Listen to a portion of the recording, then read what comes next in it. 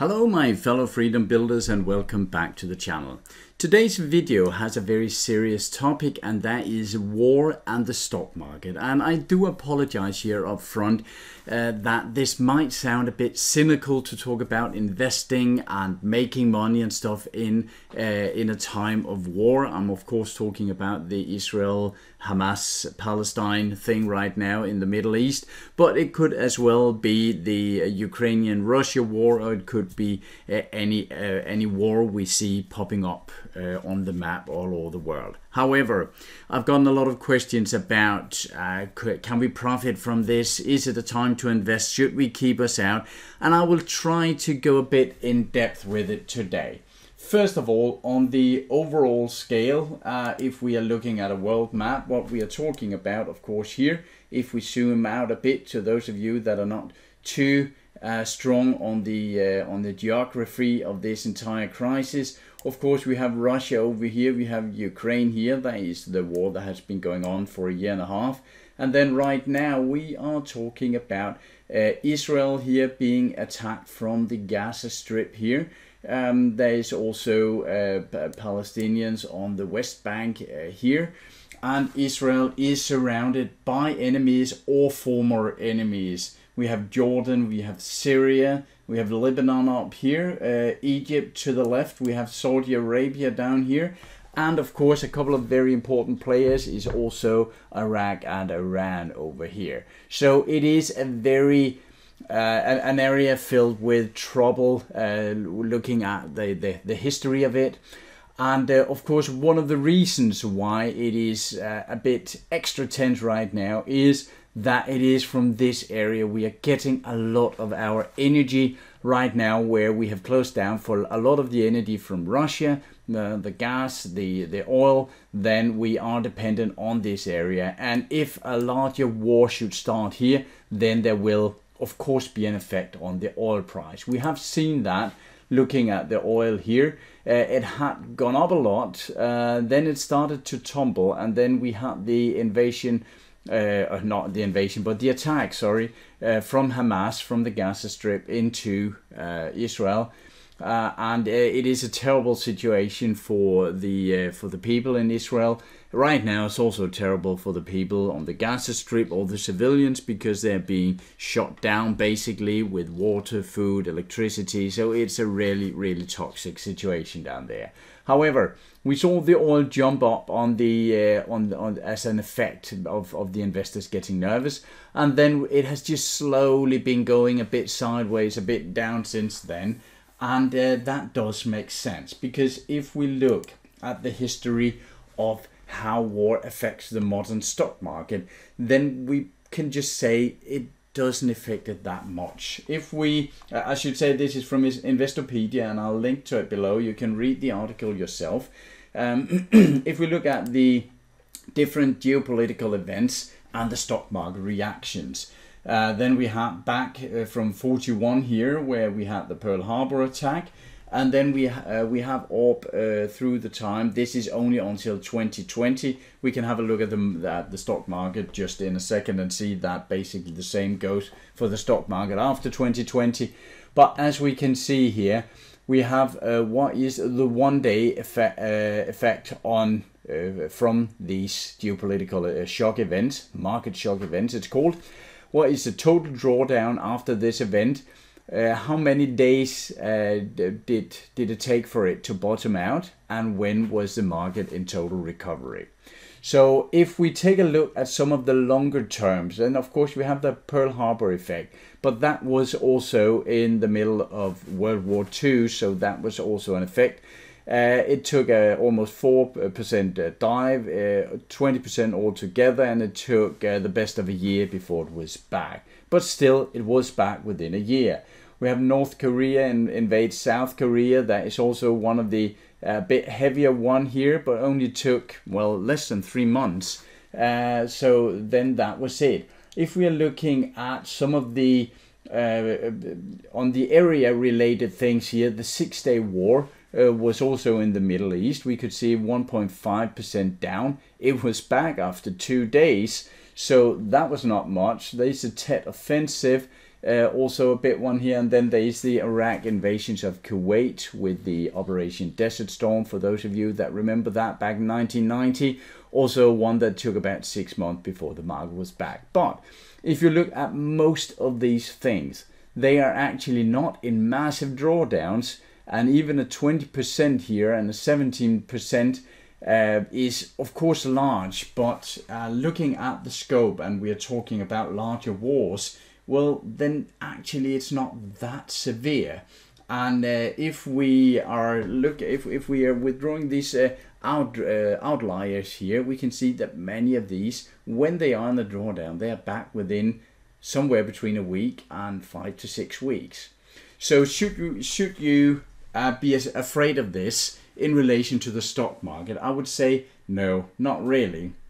And as of right now, when we're looking at what is happening in the area here, what I wrote to my subscribers the other day was that I would suspect United States and Biden coming in with some heavy diplomacy, both first of all to support Israel, to kind of keep other, could I say, gangsters or terrorist groups or other countries with interest in hurting Israel, to keep them from doing it. So United States is putting some big, I think it's a hangar ship they're putting in the area, and they are kind of signaling we have the Israel's back, as Biden said yesterday.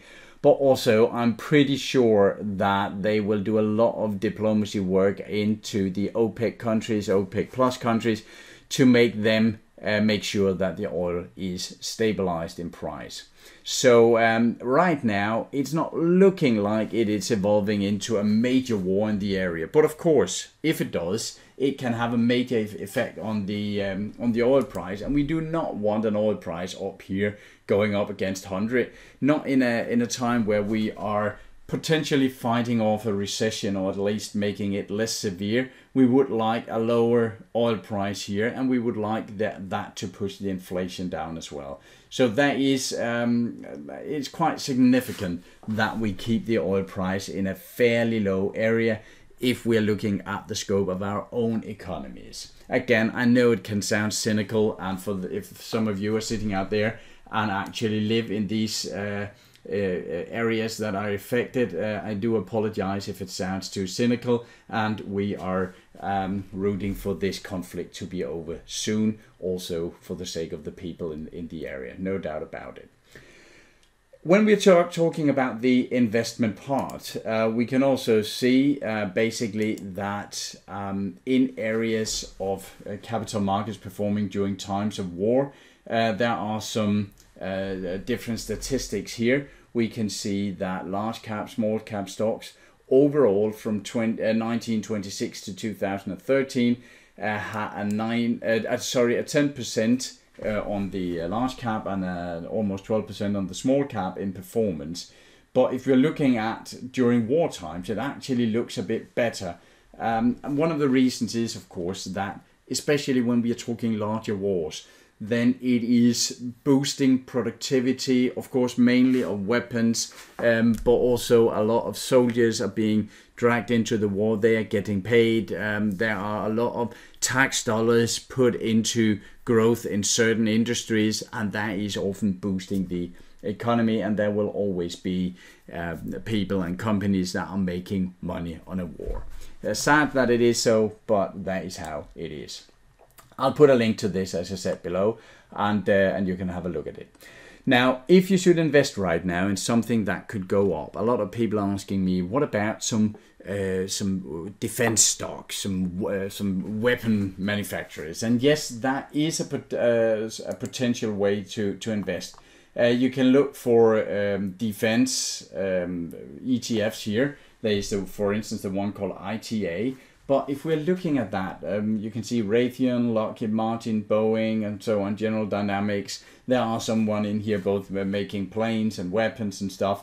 If we're looking at, for instance, one of the large ones here, ITA, having a look at it here, we can see that this period here, it did go up, of course, after the last drop. It did go up after the COVID drop, as with everything else. But the interesting part here is, of course, what happens during larger wars. And we have the war in Ukraine, and that was, let me just put in here, in 22. It started in February here, around here. And it did go up. This huge aerospace and defense ETF did go up a bit after the start of the war. Then it dropped again, go up, and so on. But up until the time of the Hamas attack on Israel, it was actually down. And that is in a time with some major war going on and some massive productions of weapons and ammunition and stuff. So having an something like ITA here, a defense ETF, even in a time of war, that is not necessarily the best investment. Now, a stock that has been a good investment is, for instance, the Swedish Saab here. Sorry, that one was meant to be on the Swedish market here. And they're producing these specific weapons that the Ukrainians are using to shoot Russian tanks with. So that is really something that is in big demand. They're also doing making other stuff that is used in Ukraine. But you can find specific stocks that are producing specific weapons or ammunition types that are used in a specific war zone. And you can see that went up here after the invasion, then went down a bit and then shot massively up here. So that has been a good investment. So if you were to make money on a conflict somewhere in the world, I would suggest that you find out what sort of weapons will be used in this specific conflict, and then try and find the company that produces it and find out if they are listed on any stock exchange. Because I've gone through several of the larger ETFs on the defense, in the defense industry, and they haven't done fantastically. Let me say it that way. They have been a bit up and down, even though we have a major war going on, and now we have a conflict more in the Middle East. They have popped up a bit on this Middle East thing, but it doesn't seem like they are really popping up 100 or 200% like we have seen the Saab thing here. So that is my best suggestion.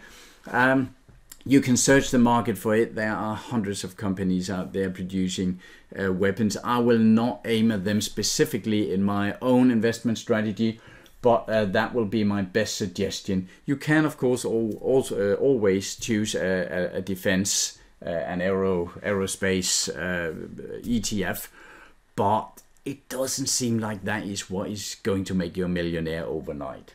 That is my take on it, and let's all cross our fingers that this conflict will be over soon, also the war in Ukraine, so we can go back to our own lives and actually focus on making the world a better place instead of spending all the money on weapons. That's my take of it.